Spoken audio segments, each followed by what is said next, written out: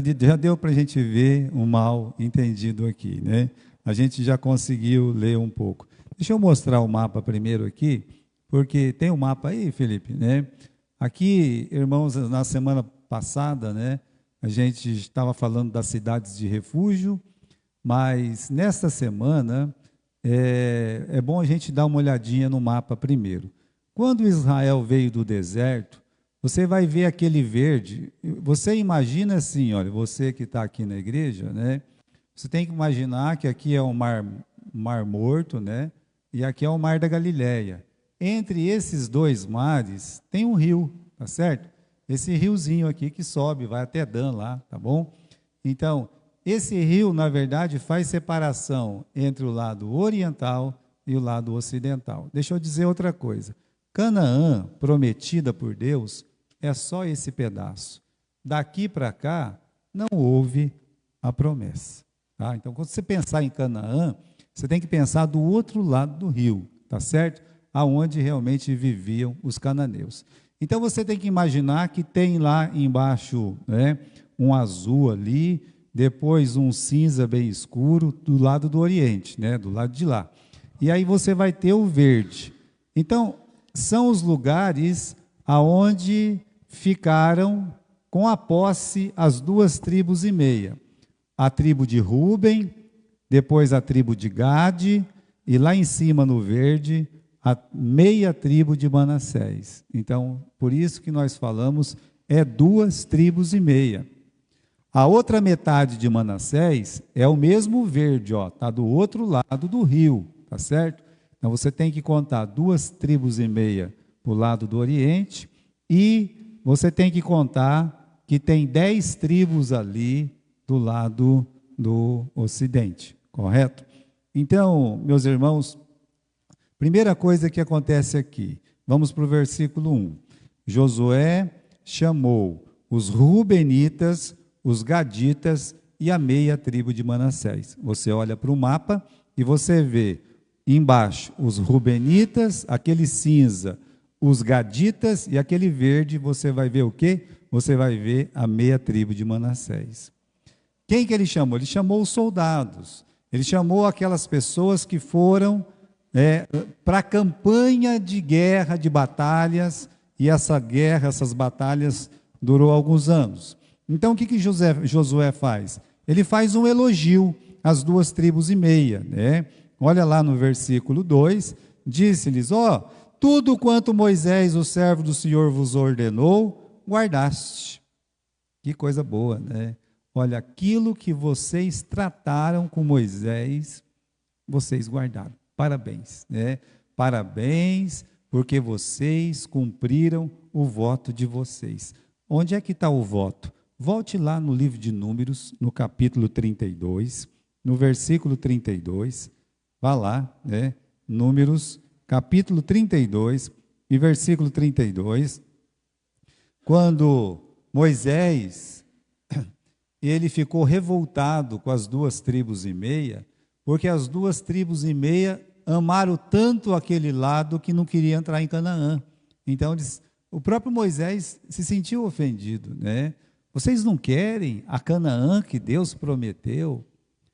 Olha, irmãos, apesar dessa escolha, apesar de a gente dizer assim, não, o mapa fica mais bonito com os dois lados, vou dizer uma coisa para vocês, sempre vai ser símbolo de pessoas que amam mais essa terra do que o céu.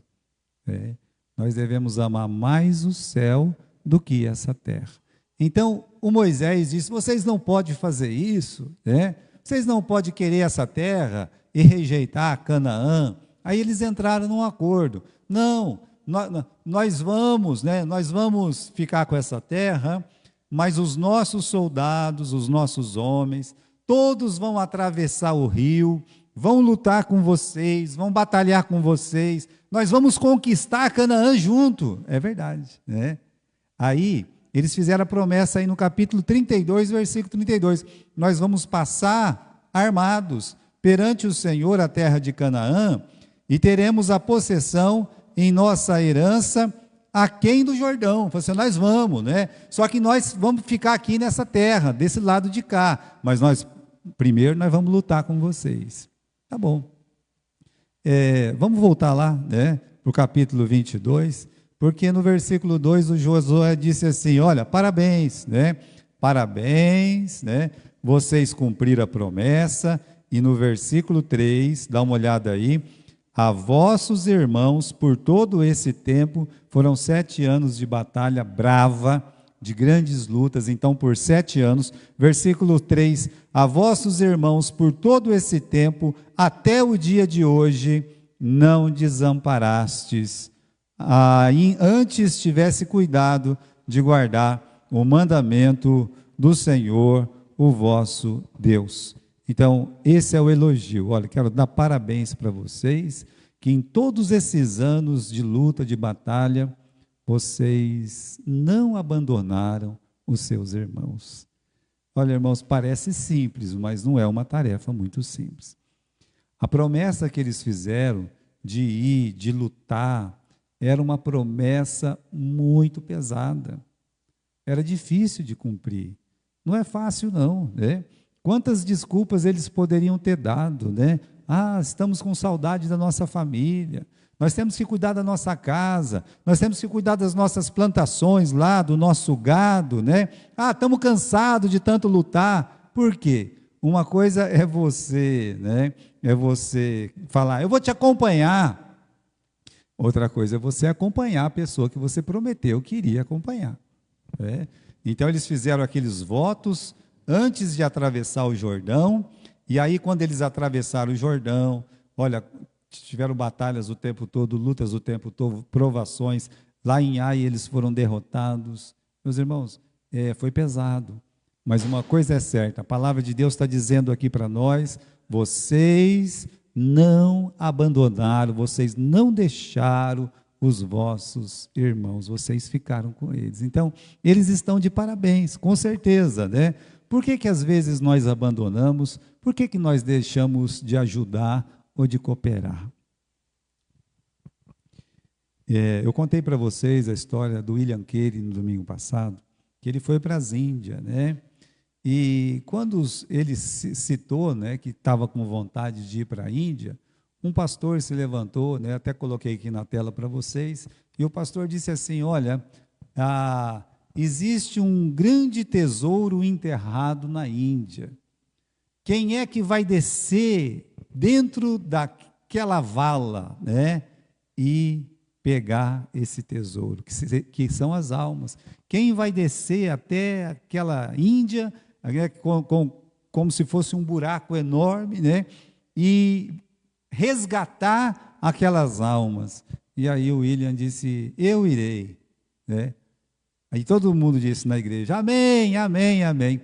Mas aí ele citou uma frase muito grande. Se você olhar, ele estava lendo o livro de Isaías, capítulo 54. Eu convido você para abrir no livro de Isaías, no capítulo 54, para entender, né, o que o pastor idoso falou e o que ele respondeu, né? Ele diz assim no versículo 2, amplia o lugar da sua tenda, estendam as cortinas das tuas habitações, não o impeça, alonga as tuas cordas e fixa bem as tuas estacas. Esse aqui é um versículo muito usado para as missões.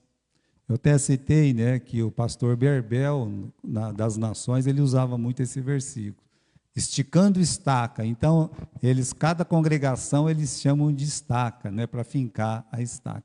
Mas antes está escrito assim, olha, estica as suas cordas. Então, é como se o pastor disse, quem que vai descer lá embaixo? Né? E ele disse, eu vou descer lá embaixo. Mas ele olhou para o pastor, e ele olhou para a igreja e disse assim, e vocês vão segurar as cordas?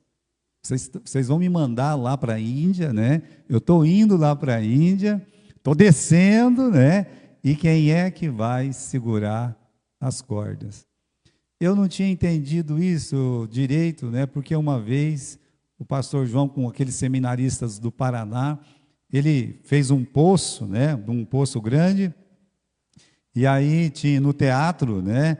tinha bastante, né, essa frase, né? Eu vou descer, e o camarada pulou lá no poço, você entende? É um poço de mentirinha, vocês sabem, mas ele pulou. Olha, eu estou indo, vocês vão segurar a corda? E tinha uns 7, 8 seminaristas falando assim, não, a gente vai segurar a corda. Aí daqui a pouco, um falava assim, eu não vou poder ajudar as missões esse mês, ou esse ano, né? Eu vou ter que comprar uma bicicleta nova, e solta a corda, né? E aí, um por um, vai soltando a corda. Eu achei muito legal aquele teatro que o pastor João fez. Mas, olha, irmãos, uma coisa é começar a apoiar, outra coisa é continuar apoiando através dos tempos. Então, a igreja tem que aprender isso, né? Às vezes, por que nós deixamos de ajudar? Surgiu o imprevisto. O imprevisto é o campeão. Tive um imprevisto, né? Mas qual que é a prioridade da igreja? Se a igreja decide ajudar um pastor ou um missionário, se é uma oferta, continue a dar. Se é o salário, continue a pagar, né? Surgiu um imprevisto, mas nós temos que orar a Deus para que os imprevistos passe, né, e não sejam a prioridade. Agora, falta de compromisso, empatia, né? Falta de um sentimento melhor, de amar mais a obra do Senhor, né? O certo é que quando estamos comprometidos, não nos faltará coragem, nem tempo e nem força, né? Como diz o ditado, irmãos, quem quer, arruma um jeito, e quem não quer, arruma o quê? Uma desculpa. Quem quer fazer, sempre arruma um jeito, né? Quem quer trabalhar para Deus, ele dá um jeito, ele vai lá, ele faz, ele se vira, mas ele consegue fazer. E quem não quer fazer, sempre tem uma desculpa. Então aqui, essas 2,5 tribos, elas foram elogiadas. Parabéns, nota 10 para vocês. Vocês falaram que ia atravessar o rio, atravessaram o rio e foram lá. Então volta no mapa aqui, Felipe, você imagine assim, né? Que só essas 2,5 tribos é que tinham terra antes do voto. Antes deles disserem assim, nós vamos atravessar, nós vamos conquistar. Nenhuma das outras tribos ainda tinha sua terra, tinha sua parte, tinha o seu quinhão. E aí, irmãos, tudo que foi construído juntos. As tribos, elas se construíram juntas, né? Uma batalha onde um foi ombro do outro. Isso é hombridade de verdade. Então, vamos continuar aqui, né? Josué despediu eles com conselhos, voltemos ao capítulo 22, né? Dando conselhos para eles, né? E falando no versículo 4, né? Agora, o Senhor vosso Deus deu repouso a vossos irmãos, como tinha prometido, voltai agora e ide-vos a vossas tendas, a terra da vossa possessão, que Moisés, o servo do Senhor, vos deu além do Jordão. Então, aqui, irmãos, olharam e está todo mundo esperando a ordem para voltar. E o Josué olha para eles e diz assim, agora vocês podem voltar para casa. Parabéns, vocês cumpriram a promessa, volta para a família de vocês, volta para a casa de vocês, volta para a terra de vocês, oba, vamos embora? Não, calma, olha o versículo 5, tão somente tende cuidado. Aí, irmãos, nós temos 5 conselhos de Josué para as 2,5 tribos. Olha, guardar com diligência o mandamento e a lei de Moisés, o servo do Senhor vos mandou, amar ao Senhor vosso Deus, andar em todos os seus caminhos e guardar os mandamentos e vos achegar a Ele e os servais com todo o vosso coração e com toda a vossa alma. Então, são 5 conselhos aqui, né? O primeiro, olha, guarde os mandamentos, guarde a palavra de Deus. Não se esquece da palavra de Deus. Deveria ser, meus irmãos, sempre o conselho de uma pessoa que acabou de se converter. Olha, guarde a palavra de Deus. Depois, ame a Deus. Não é isso que está escrito aí, né? Capítulo 22, né? No versículo 5 aí, quando diz assim, olha, tende somente cuidado de guardar com diligência o mandamento, o servo do Senhor vos mandou, que ameis ao Senhor vosso Deus. Então, vocês guardem a palavra de Deus, mas vocês precisam amar a Deus, né? E aí, a outra, meus irmãos, é andar nos caminhos, olha lá, que andeis em todos os seus caminhos. Eu acredito que isso é obediência, né? Então, lá no livro de 1 João, capítulo 2, versículo 6, a gente pode abrir lá, em 1 João, capítulo 2, versículo 6, vamos abrir ali, juntos, né? 1 João, capítulo 2, versículo 6, diz assim: aquele que diz que está nele, deve andar como ele andou. Então, irmãos, o que é andar nos caminhos do Senhor? É andar como Jesus andou. O que ele falou, o que ele fez, o que ele amava, né? É isso aí. Então, você vê o conselho de guardar os mandamentos, amar, andar nos caminhos. Olha que interessante. Aí o Josué dá o quarto conselho. O quarto conselho é: achegai-vos a ele. Como assim, meus irmãos?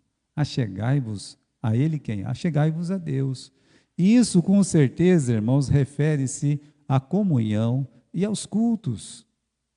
Bem, hoje seria isso, né? Achegai-vos.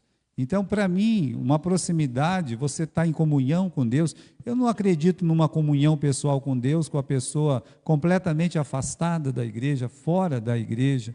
Mas se ela está em comunhão com Deus, ela tem o desejo de estar com a igreja. Ela vai sentir saudade da igreja, ela vai sentir desejo de estar com os irmãos. Por isso, achegai-vos a Ele, né? E servi-o de todo o coração, que é a última coisa que ele fala. Olha, servir de todo o vosso coração e de toda a vossa alma. Se servir a Deus é um peso para você, se servir a Deus é um incômodo para você, como é que você vai passar a eternidade no céu, né? Como é que vai ser? Se você não tem paciência nem para ficar escutando o culto 1 hora, vai ter paciência de ficar uma eternidade no céu? Não vai, não tem jeito, né? Então, meus irmãos, você tem que amar, você tem que andar com Ele, você tem que se achegar a Ele e você tem que servi-lo de todo o seu coração.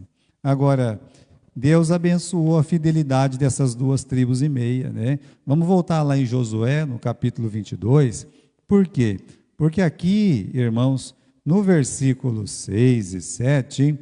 a Bíblia diz que assim Josué os abençoou e despediu-os e foram-se às suas tendas. Ora, Moisés dera herança em Bazã a meia tribo de Manassés. Aí versículo 8, e falou-lhes dizendo: voltai-vos às vossas tendas com grandes riquezas, muitíssimo gado, com prata, com ouro, com metal, com ferro e com muitíssimas roupas. Tem uma bênção aqui, né? O que foi a fidelidade deles? A fidelidade, irmãos, foi eles cumprir o voto deles. Agora, o versículo 8 é interessante, porque fala que eles tinham riquezas, muitíssimo gado, muita prata, muito ouro, ferro, metal, até roupa, muita coisa, né?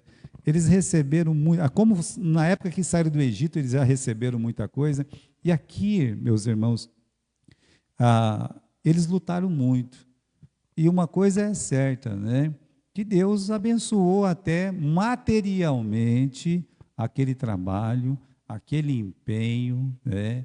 Daquelas 2,5 tribos. Agora, eu sempre penso na igreja, até na nossa vida particular, que quanto mais nós nos empenhamos na obra, e na obra do Senhor, na obra missionária, mais Deus, Ele vai nos abençoar. Olha, irmãos, não foi fácil para essas 2,5 tribos, nós já vimos. Mas agora, quando eles voltam, eles estão sendo abençoados pelo Senhor. Nós temos esse Salmo 126, né? Você pode abrir lá comigo. O versículo 5 e 6 desse Salmo para mim, é a figura, meus irmãos, de nossas lutas, de nossas batalhas, muitos desencontros às vezes, mas no final, Deus há de nos abençoar. Capítulo 126 diz assim no versículo 5: os que semeiam em lágrimas cegarão com alegria. Aquele que leva a preciosa semente, andando e chorando, voltará sem dúvida, com alegria, trazendo consigo os seus molhos. Então, por que Deus abençoaria uma igreja? Ou por que Deus abençoaria uma família? Por que Deus abençoaria um crente se Deus não esperasse que o coração dessa pessoa estivesse voltado para as missões, para a causa missionária, para ganhar almas, para trabalhar com essas almas, para investir nessas almas? Eu não vejo muito sentido, né? Eu vejo sentido quando uma pessoa, o que ela é e o que ela tem é usado para a honra e a glória de Deus, e não tem um jeito, meus irmãos, só tem uma coisa na Bíblia que fala que acontece aqui na terra e o céu entra em júbilo.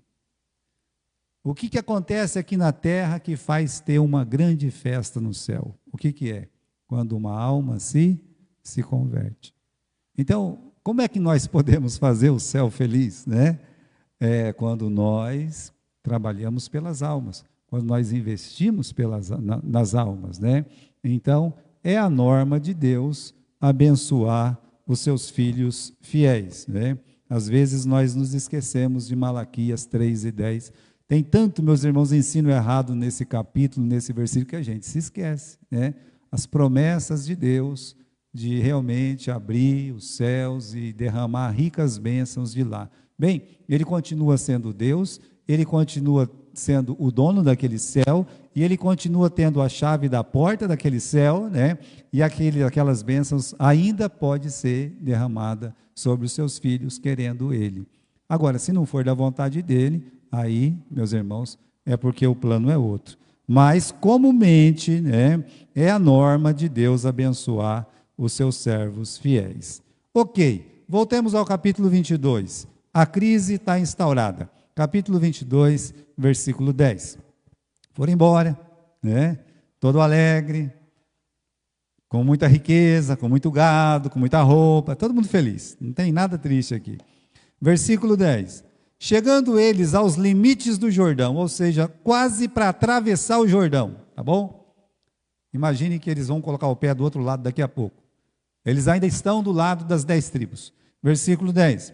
Chegando nos limites do Jordão, ainda na terra de Canaã, veja só, muitas vezes a Bíblia nos lembra isso, ainda na terra de Canaã, mostrando onde é Canaã para nós, né?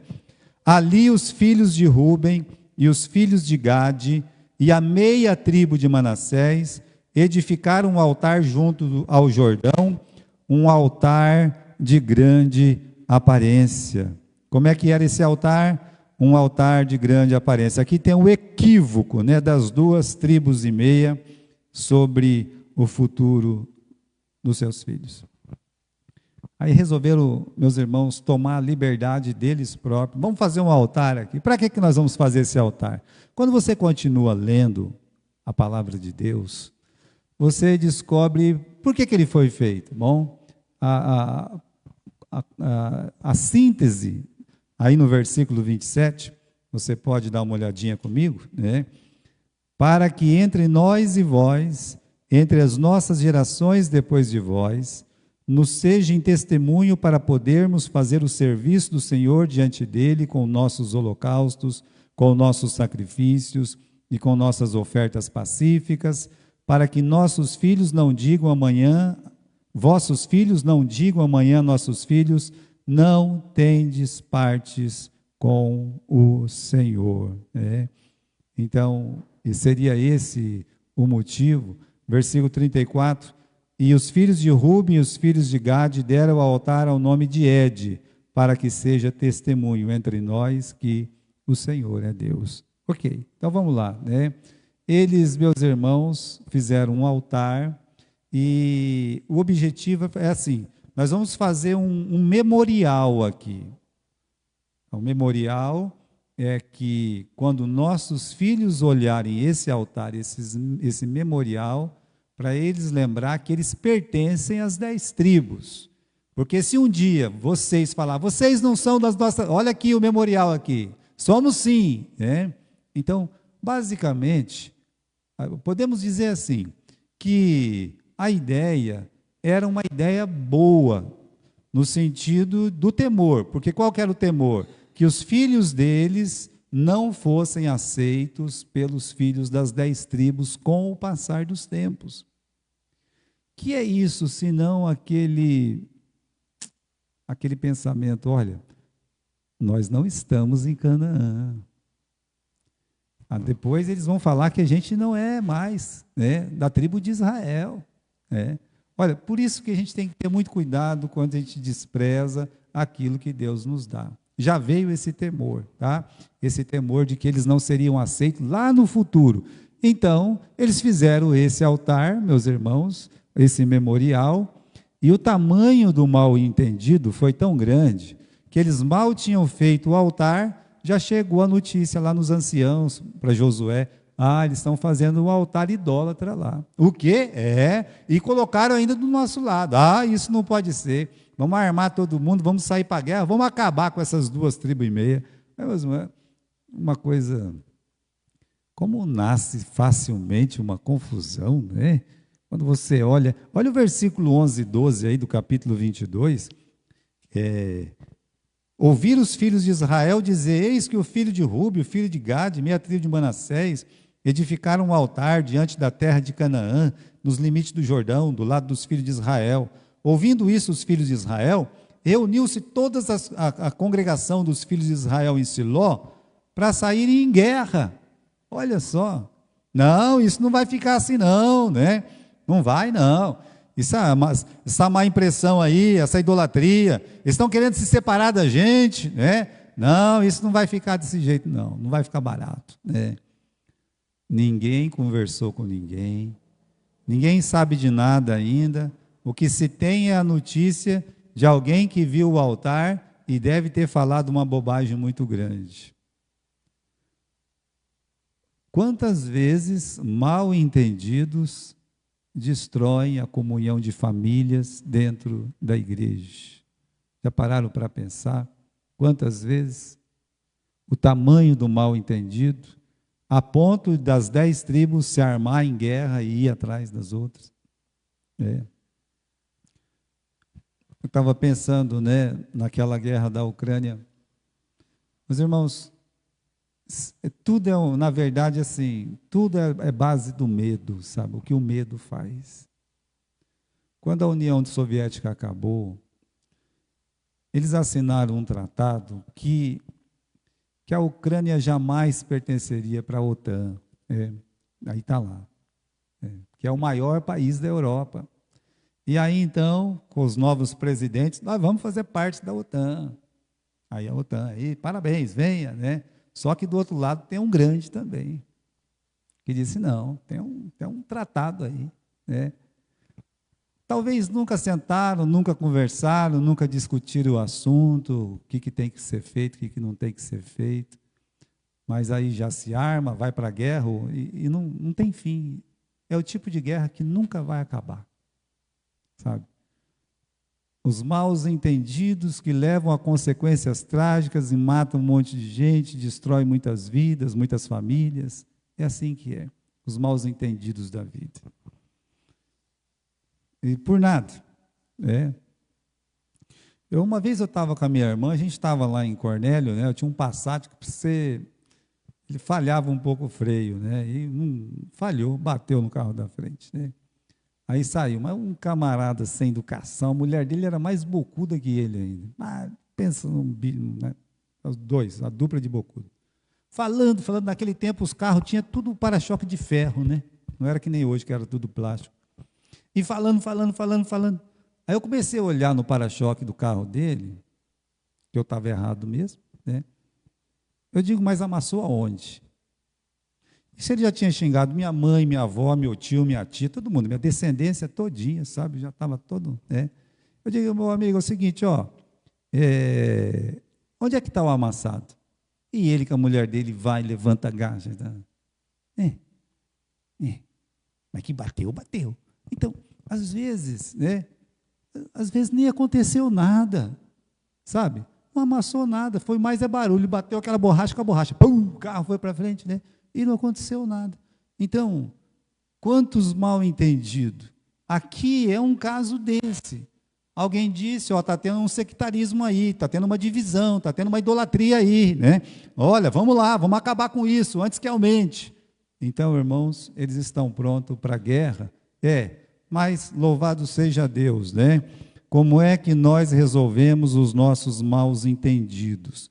O que os ofendidos, as 10 tribos fizeram, né?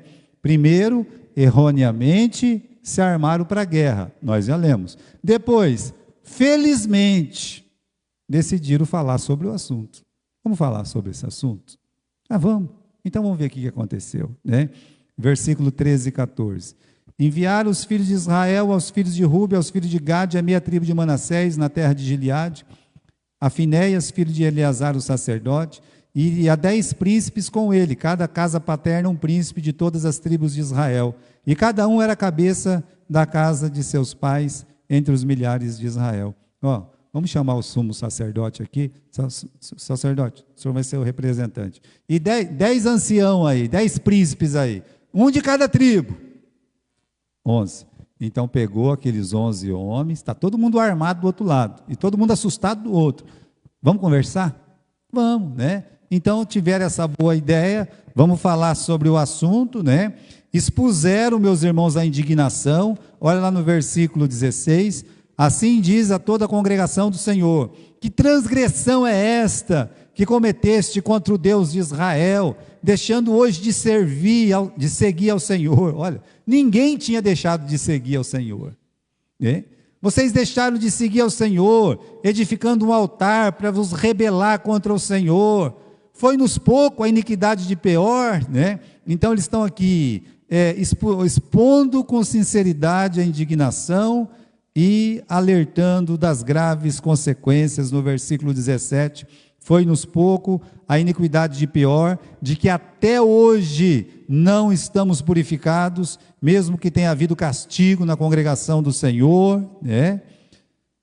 Para hoje deixar de seguir ao Senhor. De novo eles repetem: vocês estão deixando de seguir ao Senhor, para se rebelar contra o Senhor, né? Amanhã ele se irará contra toda a congregação de Israel. Se é, porém, que a terra da vossa herança é imunda, passai-vos para a terra da possessão do Senhor.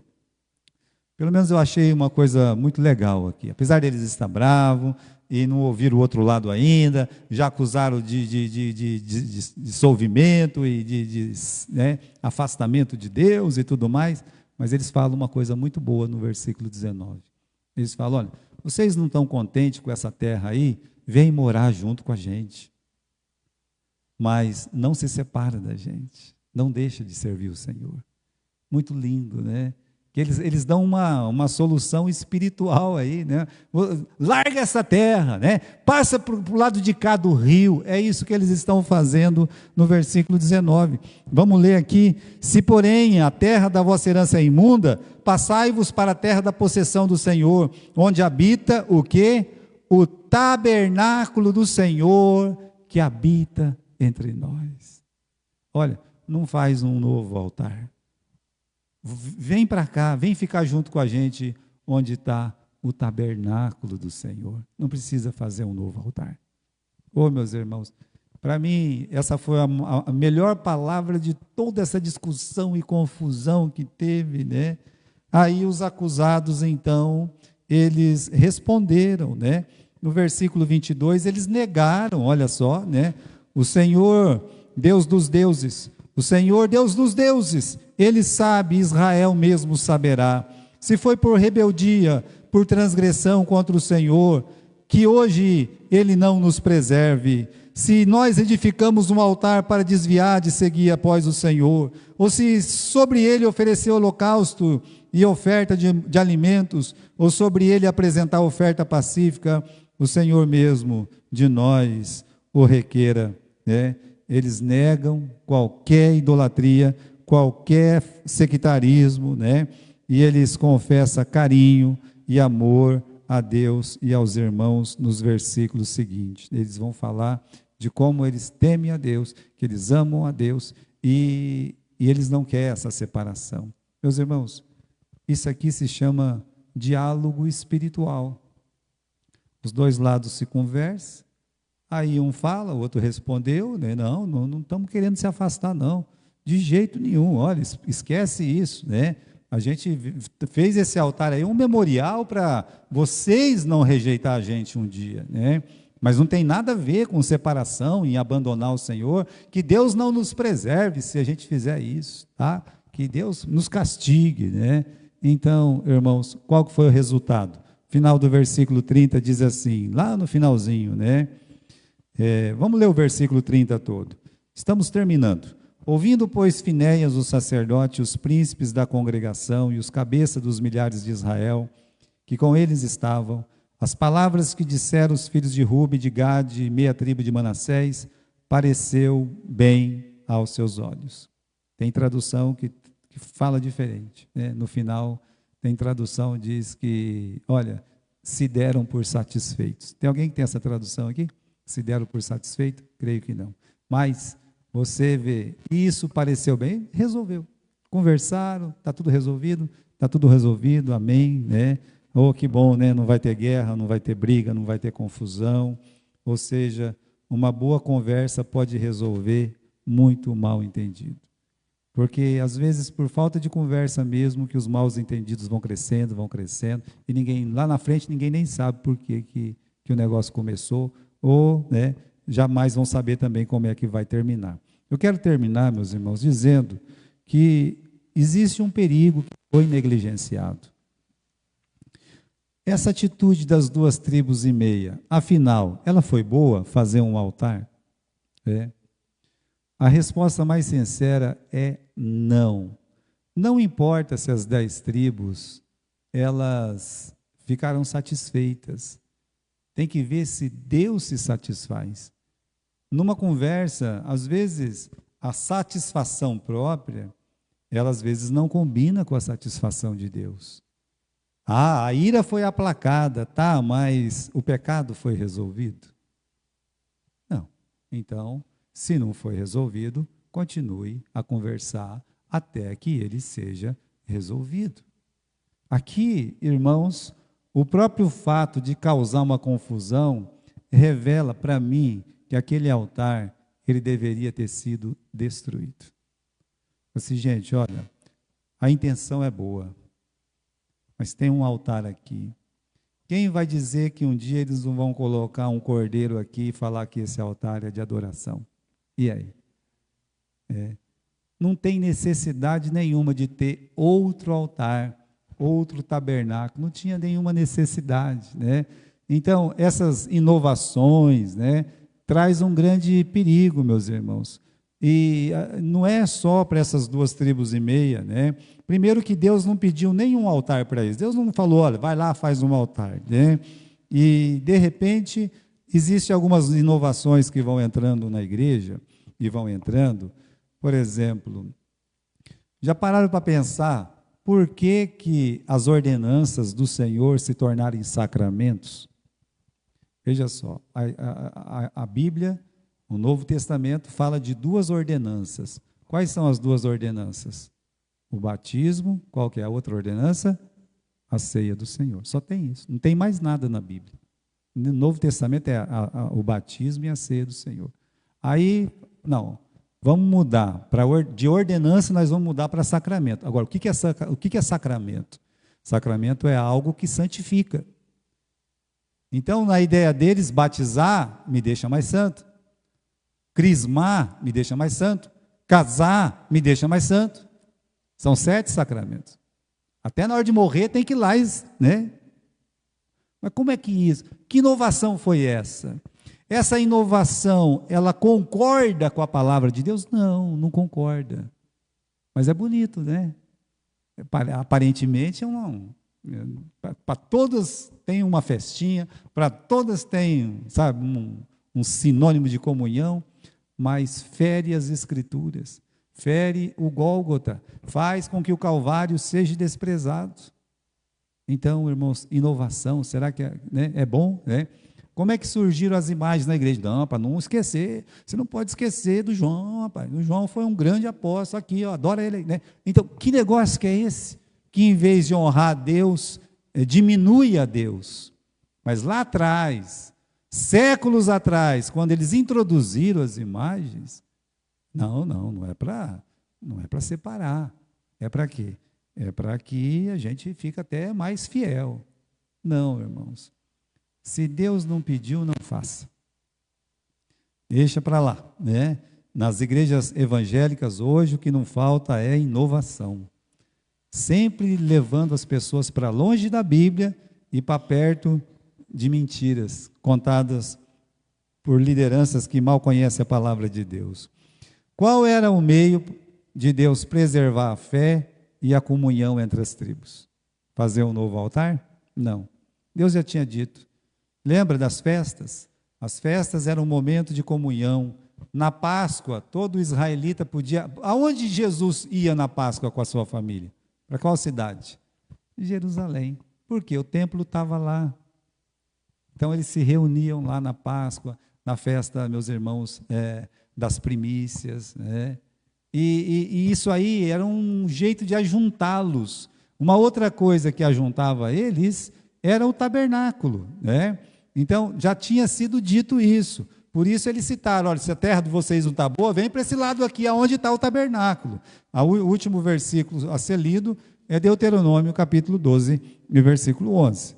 Deuteronômio, capítulo 12, e versículo 11, que diz assim: então haverá um lugar que eu escolhi, então haverá um lugar que escolherá o Senhor vosso Deus, para ali fazer habitar o seu nome.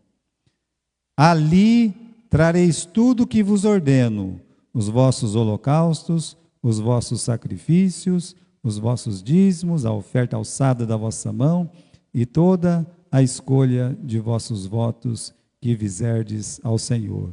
E vos alegrareis perante o Senhor vosso Deus, vós e os seus filhos. Está vendo? Então, Deus já tinha dito como é que a comunhão tinha que se manter. Ah, mas a gente tem que atravessar o rio, mas foi escolha de vocês morar do outro lado. Então, quando a gente resolve morar tão longe, né, ali, então, é claro que tem problema.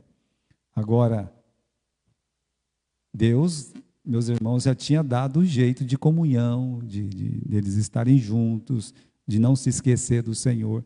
Você acha mesmo que filho, filha, indo, vamos dizer, nós só vamos para Jerusalém na Páscoa. Ah, então tá bom. Chegava na Páscoa, as crianças iam estar esperando, oba, né? Nós vamos para Jerusalém. E ia de a pé, meus irmãos, porque naquele tempo não tinha ônibus, avião, não tinha carro, não tinha nada. Ia tudo de a pé, né? E aquela molecada, as famílias todas andando pelo caminho. É assim. Imagine que é o acampamento deles, sabe? É aquele momento que as famílias iam para lá, né? E eles ficavam tão felizes. Você acha que uma criança dessa vai se esquecer que só o Senhor é Deus? Ah, não, vamos fazer um altar aqui.